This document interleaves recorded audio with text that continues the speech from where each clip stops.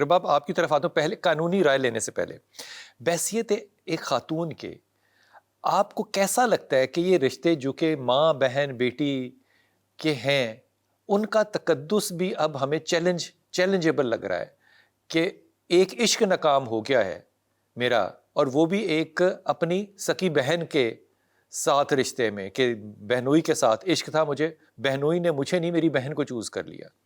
میں اس کا بدلہ اس کے بچوں کو مار کے لوں۔ بحیثیت خاتون یہ جیلسی کا فیکٹر ہے، یہ ہیٹریٹ کا فیکٹر ہے، یہ عشق میں ناکامی کا اتنا لمبا، بھائی عشق میں ناکام کون نہیں ہوا، لیکن اس کا یہ جو بدلہ ہے اس کو کسی عورت کے ساتھ خاص طور پہ منسوب کیا جا سکتا ہے۔ بہت شکریہ مجھے اس پروگرام میں فرسٹ آف آل مدعو کرنے کا۔ دوسری امپورٹنٹ جو یہ کیس میں ساری کہوں گی اس میں یہ ہے کہ اصل میں ہم لوگوں کو رشتہ آپ کا بہن بھائیوں کا جو بھی ہوتا ہے اس کا تقدس ہم لوگوں کو ایک تو ہمارے براٹ اپ میں سکھایا جاتا ہے، دوسری بات یہ ہے کہ ایک چیز جو کہ ہمیں آلویز حسد جو ہے، حسد اور یہ جو عشق جو آج کل بڑا عام ہے کہ جی عشق میں انسان اتنا پاگل ہو جاتا ہے کہ اس کو کوئی چیز نظر ہی نہیں آتی، اس معاملے میں بھی جو بھی ہم نے ابھی سنا ہے اس کے اندر بھی یہ ہے کہ اس نے رشتہ تو دیکھا ہی نہیں، اس نے تو دیکھا ہے کہ اس کا جو ہے اس کی جو چیز ناکامی کی، اس کا جو عشق ہے اس میں ناکامی کیوں ہے، اس کا جو حسد ہے وہ اس کو اس حد تک لے گیا کہ ویسے یہاں لفظ عشق استعمال نہیں کرنا چاہیے، مجھے لگتا ہے لفظ بڑا پاکیزہ ہے یہ۔ مجھے اس پہ بڑی حیرت ہو رہی ہے کہ ہمیں واقعی احتیاط کرنی چاہیے، کیونکہ عشق تو ایک بہت ہی اعلیٰ عرفہ درجہ ہے، اور یہ تو قربانی اور اثار کا استعارہ ہے عشق جو ہے بنیادی طور پر۔ اپنی ہار کو نہ ماننا، اس کو اگر میں یہ سمجھ لوں، کیونکہ میں نے ابھی تک کسی آدمی کو اس طرح سے ابھی میں نے کیس رپورٹڈ نہیں دیکھا کہ کسی آدمی نے اپنے عشق کی ناکامی میں اپنے بھائی کے بچے مار دیے ہوں یا اپنی بہن کے بچے مار دیے، میں نے نہیں دیکھا۔ یہ ہیٹریٹ فیمیل اسپیسیفک کہا جا سکتا ہے؟ ڈیجیکشن، ویسے میں نے تو ڈیجیکشن کسی بھی اینڈ پہ دیکھی ہے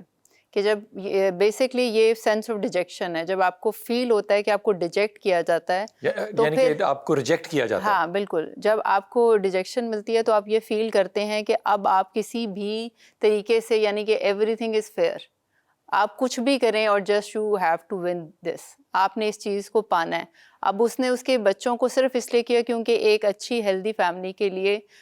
بچے جو ہیں وہ بہت امپورٹنٹ ہوتے ہیں۔ اچھا، آپ اگر غور کیجئے نا تو یہ ایک مجھے لگتا ہے کہ اکراس دا بورڈ ہمارے معاشرے میں نا ایک مزاج بنتا چلا جا رہا ہے، الیکشن ہار جائیں میں نے نہیں ماننا، جیتنا مجھے چاہیے تھا، ٹھیک ہے، میری شادی میری اچھی، ٹالرنس نہیں ہے، ایکسیپٹنس ہی نہیں ہے، ٹالرنس تو چھوڑ دیں، ایکسیپٹنس ہی نہیں ہے۔ اگر میں جہاں شادی کرنا چاہتا ہوں انہوں نے انکار کر دیا، ان کا رائٹ ہے نا، یہاں پہ ہم اسلام لے آئیں گے کہ اس کا رائٹ ہے، لیکن جب ریجیکشن ہو جائے تو وہ مجھے ایکسیپٹیبل نہیں ہے۔ یہ معاشرے کے اندر جو ریجیکشن کا ایک ایلیمنٹ ہے، انٹالرنس کہہ لیں اس کو، میں تو انٹالرنس نہیں کہتا، میں تو اس کو بد کرداری کہوں گا، بد فعلی کہوں گا۔ یہ بد فعلی آپ امیجن کر سکتی ہیں ایز اے فیمیل کہ فیمیل اسٹرکچر کے اندر، فیمیل کے ریلیشن شپس کے اندر جن کے اوپر اعتماد یہ ہے، یہ میں بات آپ کو بڑی ایمانداری سے کہہ رہا ہوں کہ میرے دوست کی اگر بیٹی بھی کوئی غلط جگہ پہ کھڑی ہو نا تو میں اس کو ویسے ہی ڈانٹوں گا یا میں اس پہ ہاتھ اٹھاؤں گا جس طرح میں اپنی بیٹی پہ اٹھاؤں گا۔ اس پہ کراس دا بورڈ کوئی رائے نہیں ہے، اور میں اس پہ اپنے دوست کی رائے کا انتظار بھی نہیں کروں گا۔ اس وجہ کیا کہ اس ملک کے اندر ہم نے کچھ رشتوں کو نا کراس دا بورڈ رکھا ہوا ہے، ماں سانجی، ماں ہے، بہن سانجی، بیٹی سانجی۔ جب یہ سانج ختم ہو جائے تو پھر اس معاشرے میں ایک خاص قانون بننا چاہیے، یہ ایک عمومی قانون کے تحت نہیں بات ہو سکتی۔ اس پہ قانون کیا لگے گا؟ قتل کا کیا کہنا چاہیے، ڈاکہ ڈالنے کا یا اعتماد توڑنے کا، پتہ نہیں کوئی قانون ہے بھی کہ نہیں ہے، لیکن میرے خیال میں اس کے اوپر جو قانون لگنا چاہیے وہ لگنا چاہیے ان تمام لوگوں پہ جو اس کردار کو بنانے میں، تشکیل دینے میں شامل تھے کہ ایک ایسا معاملہ جس میں آپ ناکام ہو گئے، آپ کسی بھی چیز میں ناکام ہو سکتے ہیں، کوئی بھی ناکامی آ سکتی ہے، وہ چاہے عشق ہو، محبت ہو، تعلیم ہو، علم ہو، امتحان ہو، جو مرضی ہو، یہ ایکسیپٹنس اس معاشرے میں پیدا کرنے کے لیے جو لوگ ذمہ دار تھے، کیا سزا ان کو نہیں ملنی چاہیے؟